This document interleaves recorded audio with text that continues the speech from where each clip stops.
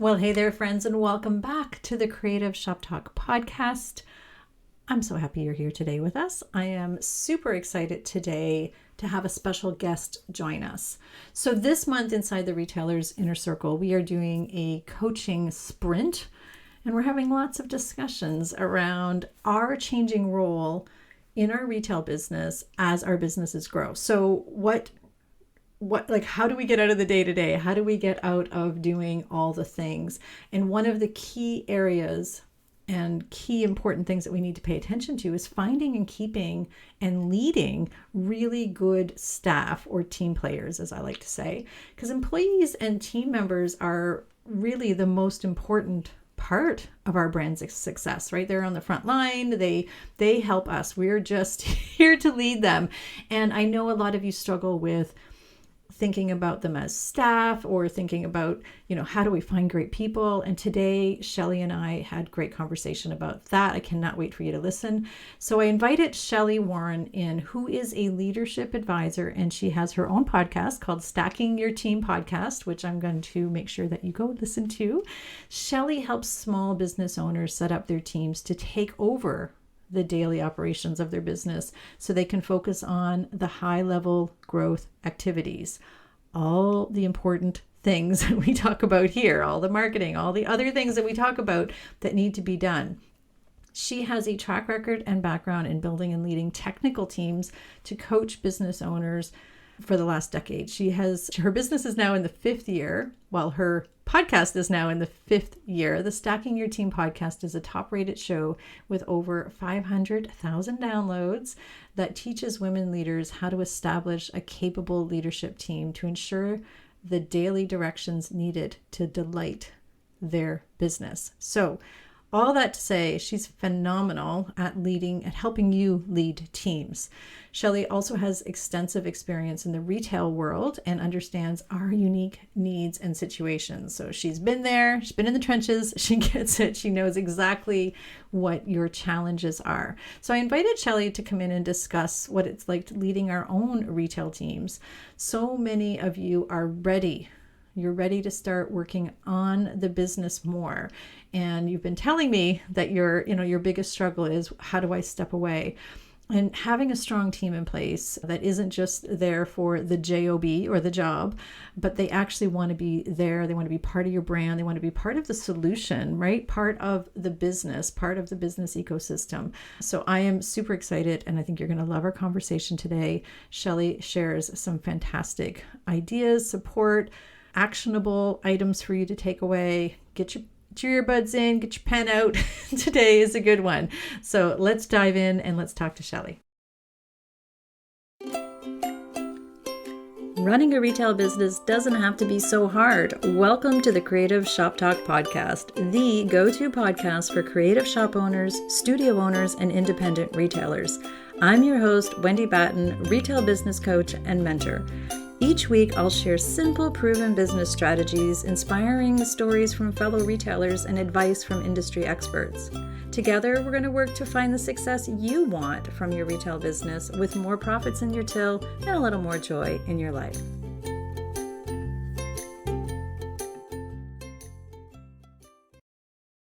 Welcome, Shelli. Thank you for joining us here on the Creative Shop Talk podcast. Wendy, I'm thrilled to be here with you today. I am so happy to have you here. I feel like I could ask you a million questions. Team building, stacking your team. I love the name of your podcast, by the way. That's just like perfectly describes what we all need to do. We need to be stacking our team. So tell us a little bit about how you became the go-to and how your business grew. Tell us a little about your self-employment journey.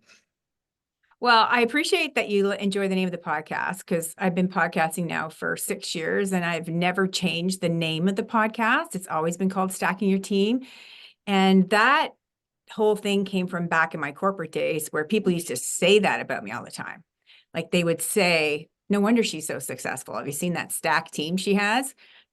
So that's kind of where it came from. That's why I chose that name for the podcast. But my career and journey, I've done lots of things, including retail. So I had done a stint in running a shop for 3 years and hit the glass ceiling. It was a Canadian chain.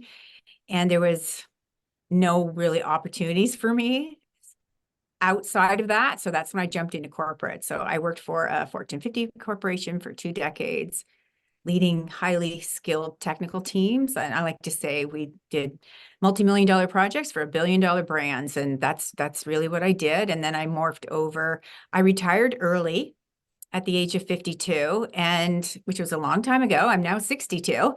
And when I retired at 52, I was able to do that because I had a business on the side. I had a side hustle where I was helping other local women launch their own small businesses.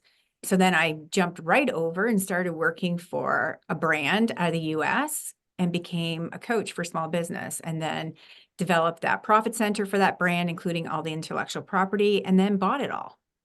So now that profit center is mine, and it's called Stacking Your Team, same as the podcast, where I coach and teach other women who have established businesses, and I'm helping them learn how to get out of their day-to-day operations by introducing a leadership team. And that leadership team within their small business is really what's driving the day-to-day momentum of the business so that she can go and focus on more business development. That's brilliant. And I think that's something that so many retailers struggle with, is understanding their leadership role Mhm. inside their business. So we start as a business of one for the most Yeah, part. I know that you know sure. this, and you've seen this a million times, and I that was my story as well too. Oh, I'm going to open a shop. I might have a right-hand person, or somebody help. And we quickly realize we can bootstrap, we can hustle, we can smile through all the all the hats. We can wear all the hats at the beginning. But I have never, ever, ever seen a successful shop or a successful small business, and I'm sure you haven't either, that is a business of one. It's just impossible. So building a team that wants to be there, that wants to be in the shop, that wants to work with you, feels hard and heavy to a lot of retailers. And Yeah. especially if you're trying to step away. And if you, and I know right now there's retailers listening that are thinking that'll never be me. I might as well stop listening because I'll never be able to step away. Which I want to everybody to keep listening, because I have tons of retailers that I've worked with that thought that, and then they stepped away. That was me for a while. I was able to step Mm. away. I started my coaching while my team ran the retail business. So do you have any, I guess, words of wisdom? I guess that's why we brought you in here. I'm so happy. I have so many questions about the mindset around that, around just stepping into your role. I mean, I talk a lot about that, but understanding like how do we give away, or what's the first step, or what should we be thinking about to hire somebody to come in and help us with our shop and manage our shop, for example? Well, I think one of the biggest things that most business owners, whether you have a retail business or it's some other form of brick and mortar, or you have an online business, it really comes down to recognizing the fact that you are in a unique position to offer incredible career opportunities for other people. And you can choose who those other people are. If you want to hire and solely build out a team of single moms because you were a single mom and you understand the struggle, or if you want to be able to help your local community really offer a wonderful place for people who are new to your area. So whether they've relocated or whether they're an immigrant that's coming into your local area, because you are a business owner, and because you have dreams and goals to be able to grow this business, you are going to have employment opportunities. And it's a beautiful platform to have. So the first thing that we need to do is consider, hey, wait a minute, I'm not just offering a job. Right. I can offer careers. And that's what we do when people come into my Leadership Lab program. I'm really about helping them understand that you are offering a career opportunity for people. And they may stay for 3 to 5 years. They may stay a summer. They may come back to you. But it's all about recognizing that in the world of retail or in the world of small business, you can offer careers to individuals. You don't have to be a big corporation to offer someone a long-standing, worthwhile career. You can do it right where you are, with the impact that you have, with the platform that you have in your own local small community. Because as Wendy and I were speaking earlier, we're both from small towns. We're Yeah. both from small towns in Canada. Each of us live in a small town in Canada, the both Yep. of us.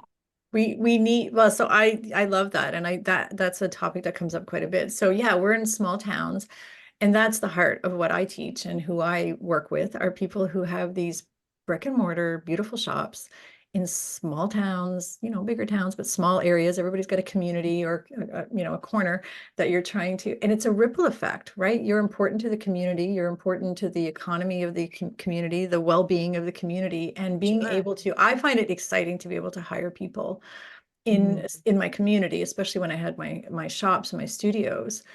And I agree that we have to think of it that way too. Like it's a ripple effect, and you're helping that family, and it's the social and the economic well-being, I think, of your business and of the community. And I always joke and say it's our responsibility to stay in business because we want our community to have us, right? Like we Exactly. don't want to be a street of real estate agents, real estates and whatever, Mhm. boring office buildings. We want to have a vibrant community. And that does include the people that work for us, or that does include. So I think a lot of small businesses, we don't think about helping people build career. I think the word career does not come up. I don't Mhm. think I hear that very often. Mhm. So thinking of it that way, in that these people that we hire, one of the things, I guess, small town, let's go back to the small town. We think there's nobody in my small town that wants to just come work for me. And I love that you said it's not a job. Like how do we attract people that want to be part of our team, part of our community, part of our culture, part of our, like, it's like long term, not just we're hiring a cashier. Like it's not that. I mean, we don't want to just have warm bodies in our shops. We Mhm. have these shops and studios that we care about, and that we want the people that we're, obviously our frontline staff are a representative of us. They're an extension. They are the business if when we're not there. How do we do that? How do we find people, especially in smaller towns and communities? How do we attract those people?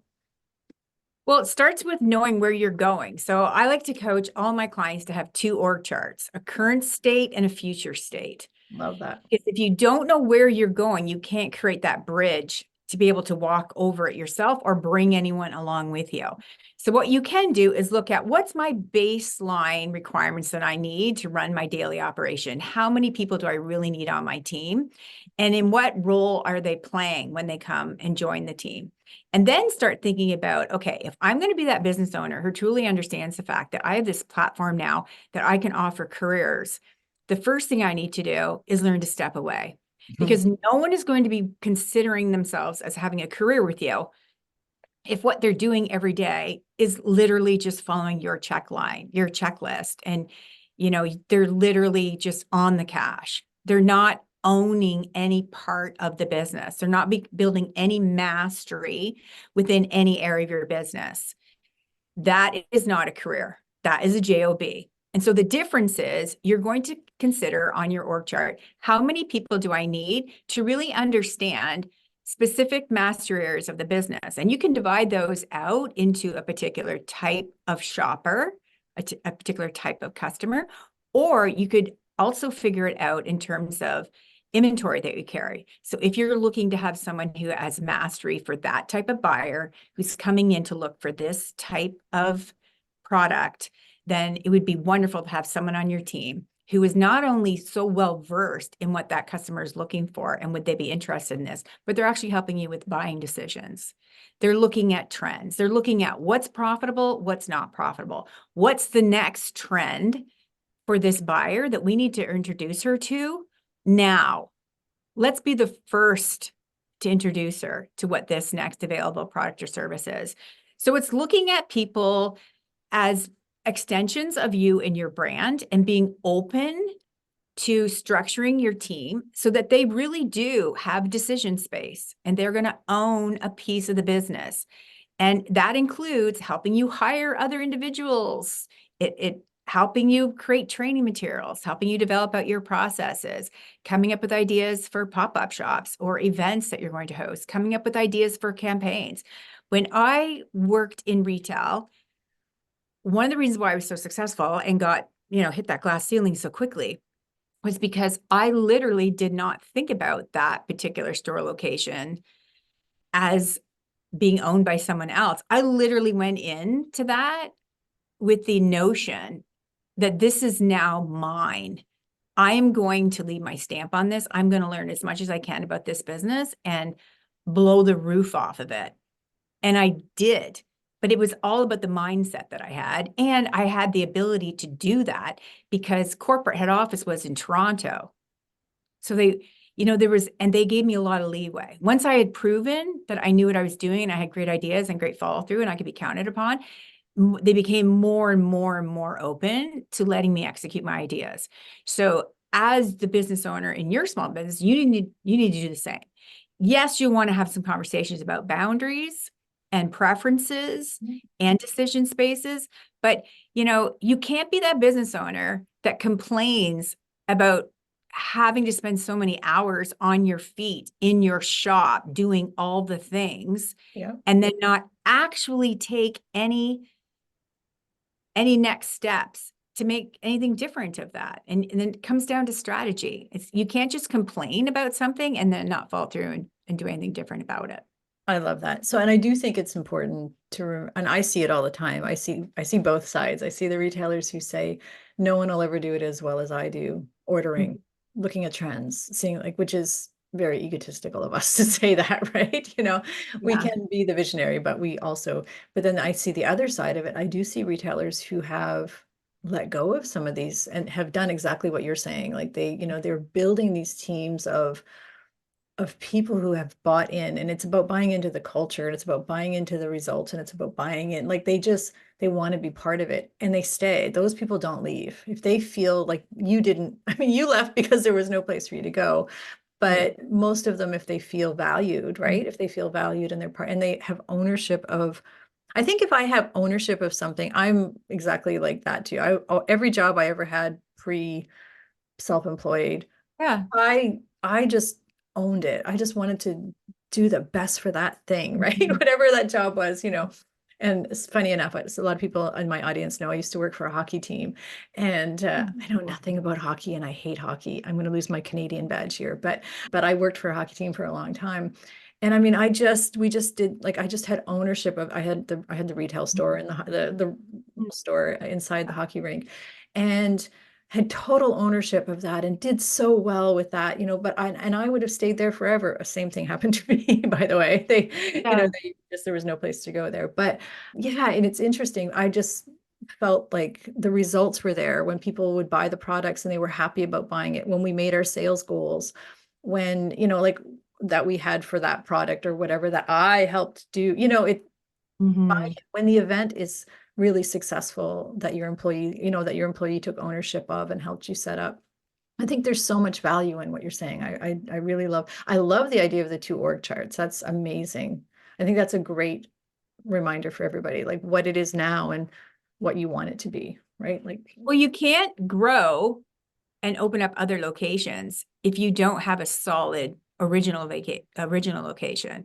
Because if you decide you're going to open up another location or a third or a fourth, all you're really doing is doubling down on what's not working at the original location. Yeah. Well, you need to have it set and stellar and proven in location 1 before you start with location 2, or before you open up a complementary secondary business. So a lot of my clients in the leadership lab, they have a main business, and then they've learned, hey, I'm interested in this. I have such a stellar team now. I'm actually going to launch a secondary complementary business. It could be online, or it could be another brick and mortar that is complementary to the OG, but very different. And it really fires her up and keeps everyone, the motivation going as well. But to have those people who come into your business that you are going to pour into, you're going to teach them what you know and be open to them to teach you what they know, and then collaboratively let them run with it. That's how you get your time back. That's how you get the breathing space to even continue to be creative. And I know this happens a lot too, is we're just so overwhelmed with running the day-to-day that we can't think creatively anymore. And so what do we end up doing? The same old, same old.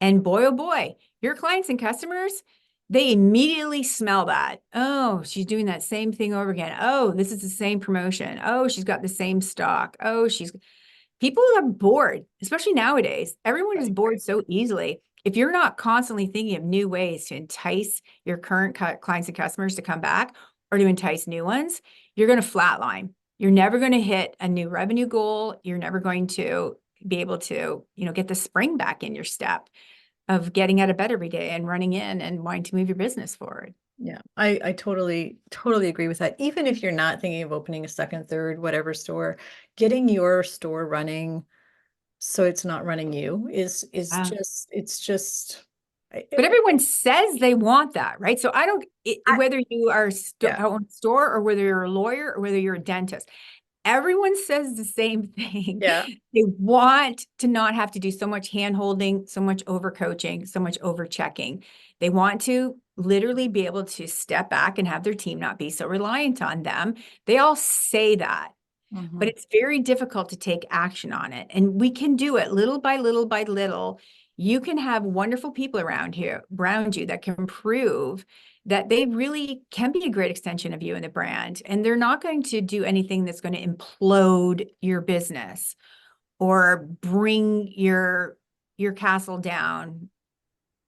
Well, You've I think we bring built our it. own castles down and we don't Yeah. realize it. So it's Mhm. a great way of saying it because Yeah. we're so with head down doing it our way, right? Mhm. I love to tell people like one of the greatest things about letting go and about delegating and hiring people and bringing good people on their team and is that to what you just said, it gives me more space. Maybe it doesn't mean I'm Sure. now home eating bonbons on the couch, but Yeah. maybe it does give me space now to do the things that I originally loved doing in my business. So I have two types of clients. I have some clients that are trying to actually get back on the floor. They loved that part of their, Yeah. but now they're now they're sitting in the back room making schedules and all the things that, doing the metrics and, understand making up marketing plan. They're doing all the things.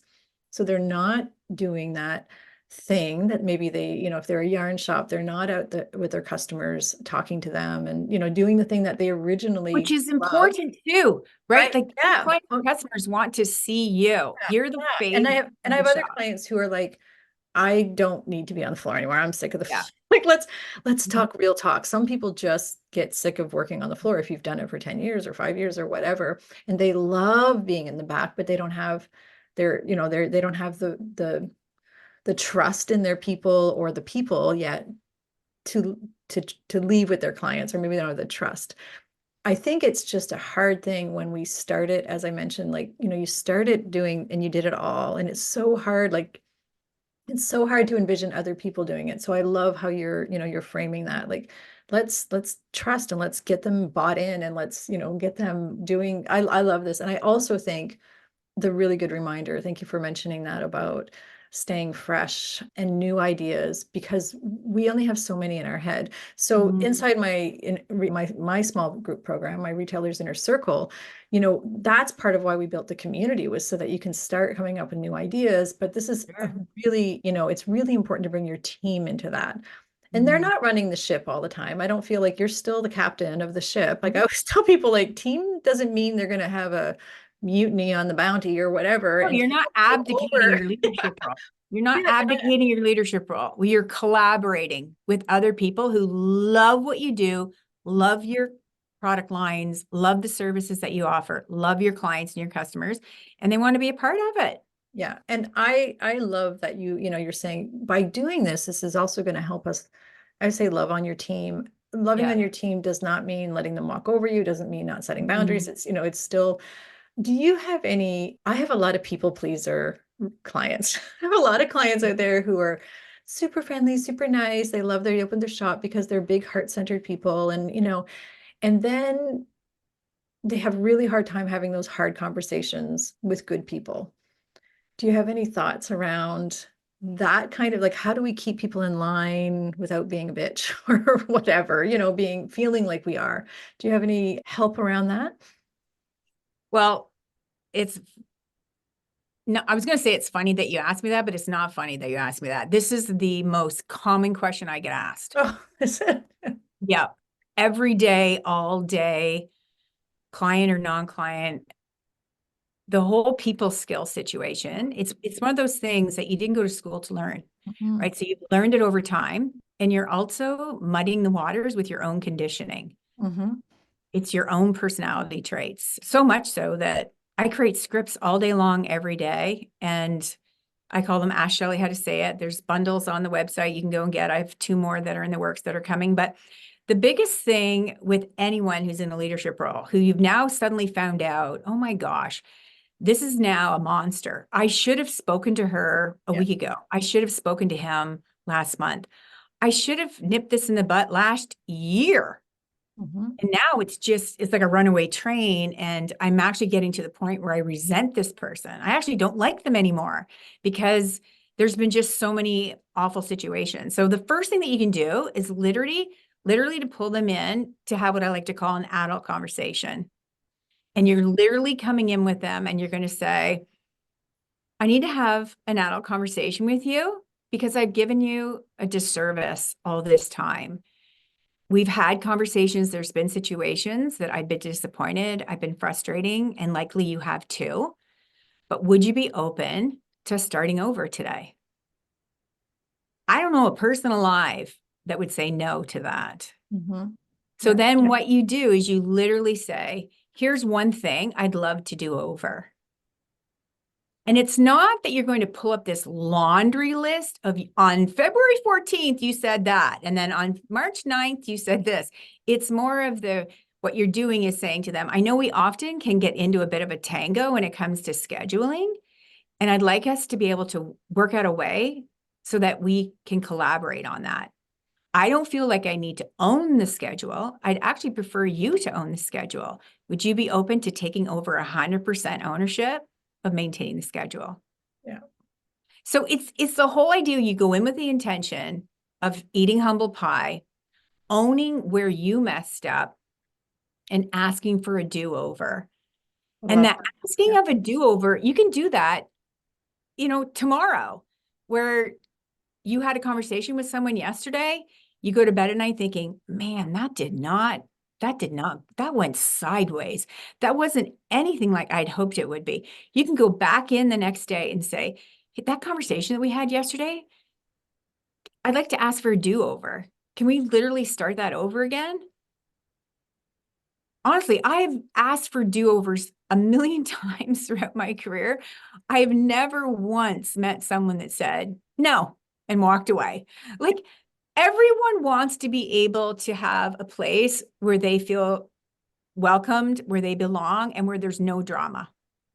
No one wants to go to work. No one skips into work and says, where can I stir up some drama today? And if you have people on your team that is their motivation, they got to go. It's time for them to go, because you're never going to have a cohesive team culture that's going to not only attract those high performers who want to career with you, but even if you get them in the door, they're not going to stay, because high performing individuals, they have no time for drama. They've been long gone since high school, and they just don't want that kind of a work environment. So they will leave, and they'll leave quickly.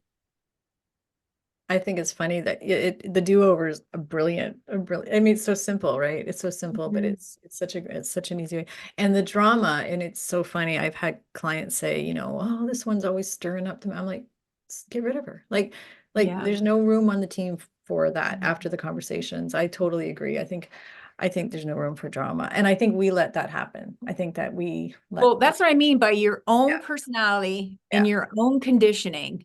Over the years, as you grew up, all the different work experiences that you've had, the different sport teams that you've been on, the different volunteer committees that you've been on over the years, it all stacks on to who you are today.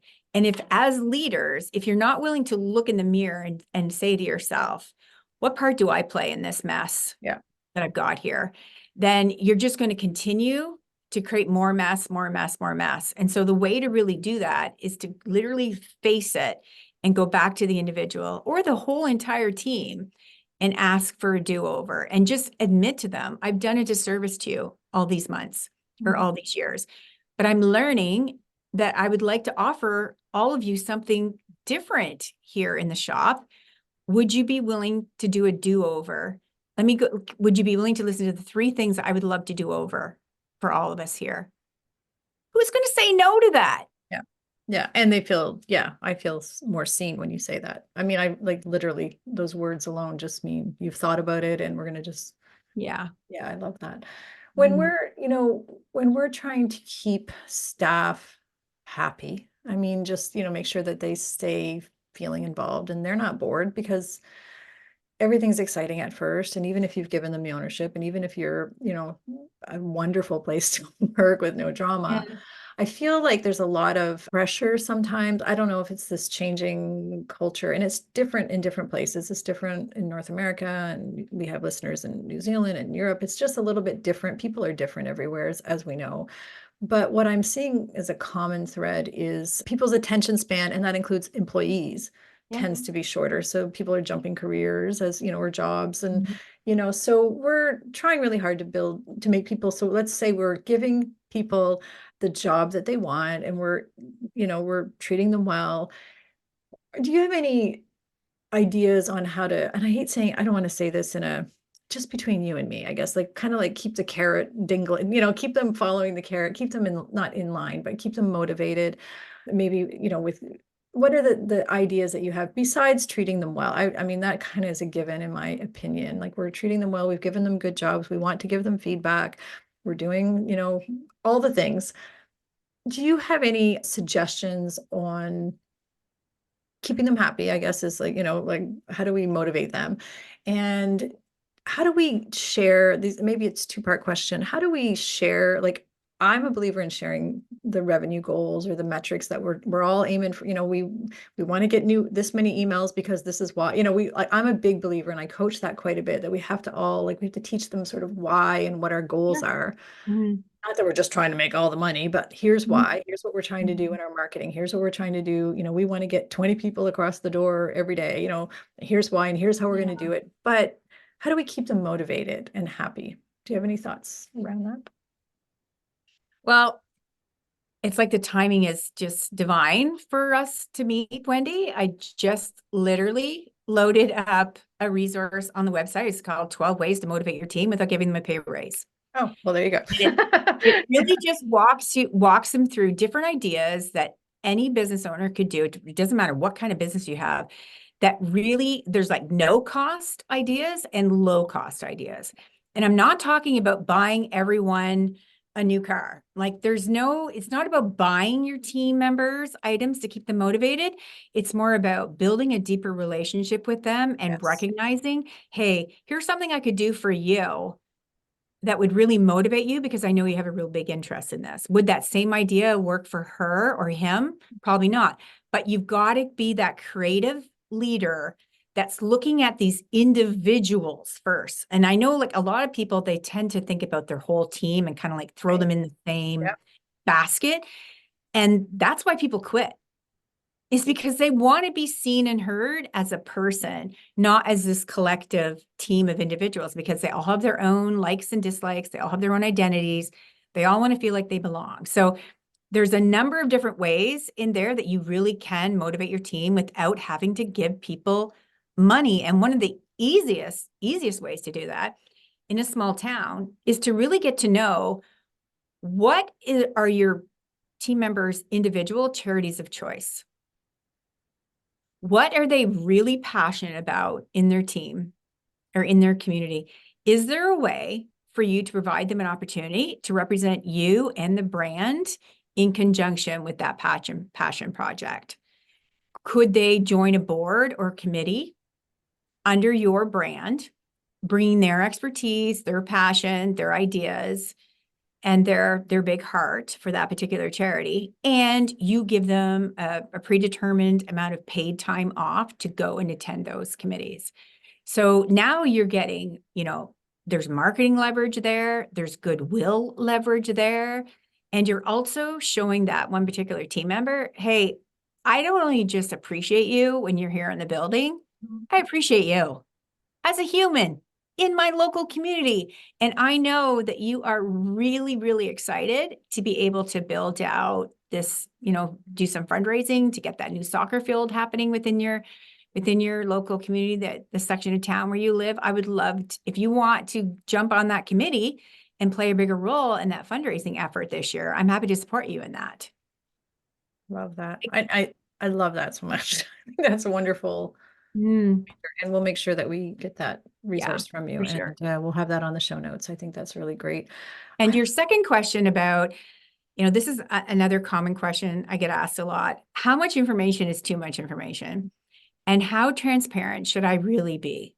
And so, how I like to coach my clients, it's really all about sharing percentages with your team members. Mhm. You're not going to share dollar values, but you're definitely going to share percentages. And one of the things I like to have my clients do is these disruptive moments with their team. So, at a next team meeting, you could literally have a flip chart, or you say you have a whiteboard, you have a percentage number there, and then you cover it up so it's secret. And you ask your team, what percentage of our revenues do you think we spend on snow removal every winter? And then everyone gets a sticky note. And then they write their number down, they go up and they put the sticky note with their number up beside it. And then you have the big reveal where you rip off the flip chart or the piece of paper that's hiding the actual number, and then hear a pin drop, because your team always gets these wrong. Yeah. And it's because they literally just don't know. Yeah. They just don't know. So there's a moment where I like to call this how we help people stop thinking like employees and start thinking like business owners. And we have to keep doing it over and over and over again, especially with your high performing people that you want to offer career with. These types of teachable moments where it's literally a disruption in their mind. They're like, wow, I had no idea we spent that high of a percentage on snow removal. Or it could be lawn care, or it could be advertising, marketing, whatever it is. Just by saying to yourself, every month, I'm going to do a big reveal for them.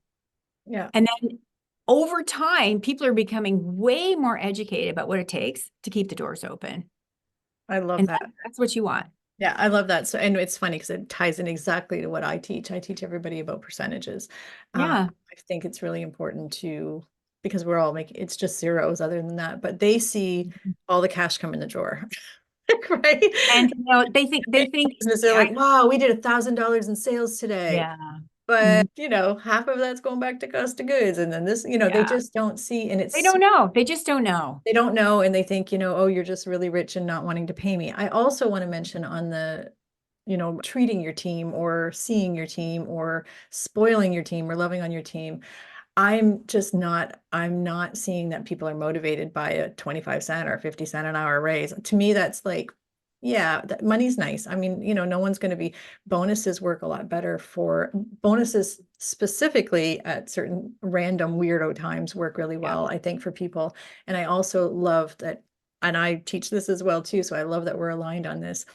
People want to be seen. So, Sure. if Susie just absolutely loves, Starbucks or whatever, like, and bringing her into Starbucks today is just, wow, Mhm. like, thank you. Or here's one for your sister because I know she's having a hard day. You're paying Yeah. attention. And that's Yeah. about paying attention to your people and Mhm. seeing them. And I love that. I think that's Mhm. wonderful. We are running long. I know. I'm so sorry. I promised you a short. I feel like I have a million more questions. So I just want to ask you a few more questions. Are you game to do some rapid fire questions with me? Bring it This on. always throws people off. Sometimes they're like, I don't know, but you seem game, so we'll just go for it. Hmm. So Yeah. we love to wrap up asking just to get to know you just a little tiny bit better. And one of the questions that I love to ask is, what's one piece of advice you wish you had received when you were starting your self-employed life? Well, I think it's trusting that you have transferable skills Ah, and just realizing that whatever your work experience or your volunteer experience has been in the past, you can always parlay that over into what you want to do next. So it's not about age. It's not about where you live. Like, I am a proud Canadian. I'm a proud small town girl, and I'm a proud 62-year-old woman. And I will tell everyone that. I don't look at it that it's somehow a deterrent, mhm. because I know that the number of experiences that I've had over the years are helping me become the person that I'm becoming. I'm not done yet. My whole cake is not baked yet, but it's just having that whole idea that everything I've learned along the way and everything you've learned along the way, you are absolutely going to use it, including the things that you've learned not to do. Right. Yes. And I love that. And on a side note on that, or as an addition to that, I think it's really, I love like the reminder that all these experiences are what make you like special, Yeah. like are unique and Mhm. special.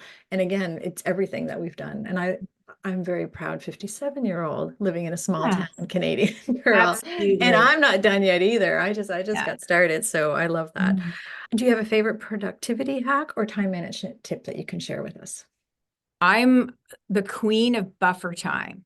So Ooh. everything that's in my calendar, I literally add in a 15-minute to a half an hour buffer before and after. And the reason why I do that is because if I'm doing a day where it's back-to-back client calls, I want to be able to have enough time to literally like do a cleanse and release whatever conversations I was having with her before I jump on a call to have a conversation with you.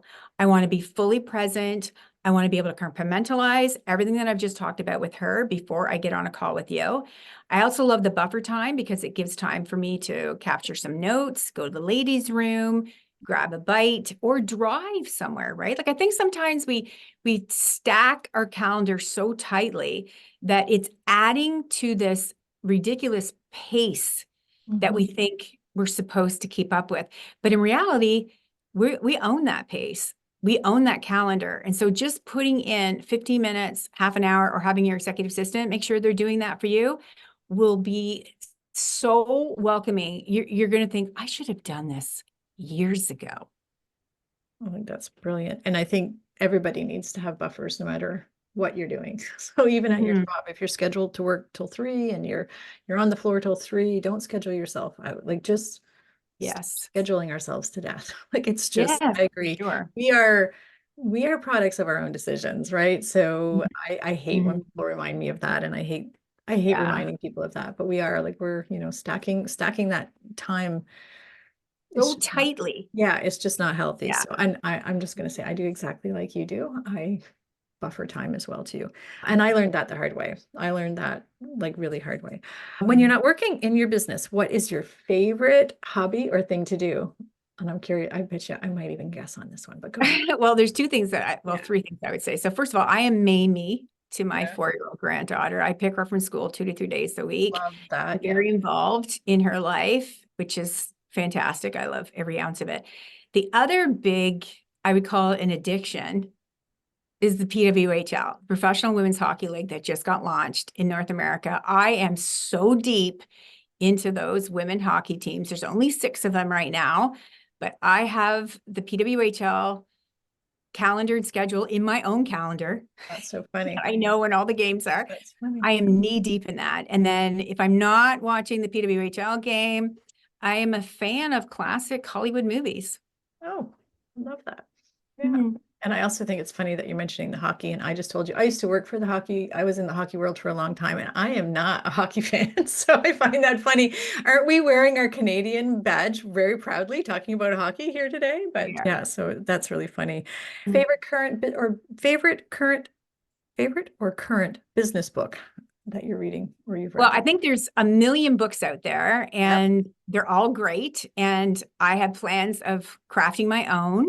I think Mhm. we need more women voices out there. So I'm thrilled to meet another woman that has a podcast as well. Like we absolutely need to have more women in business having their voices out there.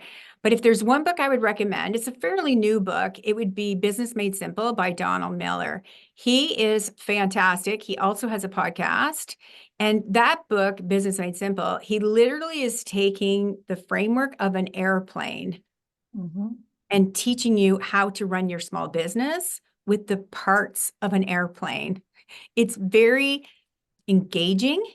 And he's also a great storyteller. He's an author.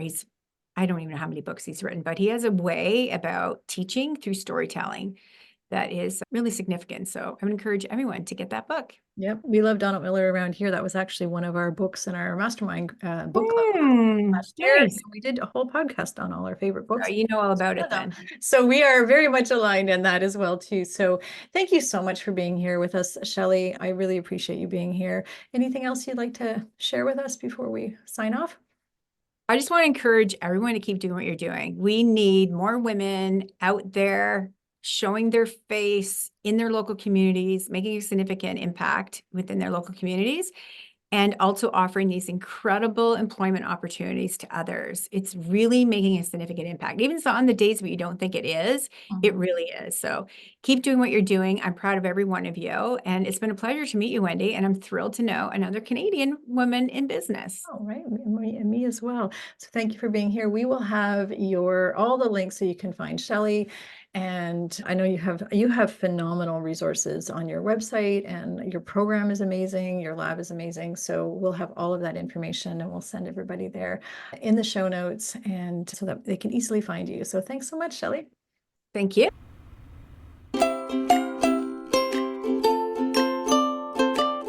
Well, that's it for this week's episode of the Creative Shop Talk podcast. I'm so glad that you were here to join us this week, and I hope you found value in what we're sharing here. I want to remind you that our website has all of the show notes. You can find it at wendybatten.com/podcast. Everything that you need to hear about today's podcast is there. Also an opportunity if you need to reach out to me. If I can support you in any way whatsoever, please feel free to reach out. So thanks for joining us. Please leave a review, subscribe if you can, and never miss an episode. We hope to see you back here again next week. Thanks, my friend. Have a great week.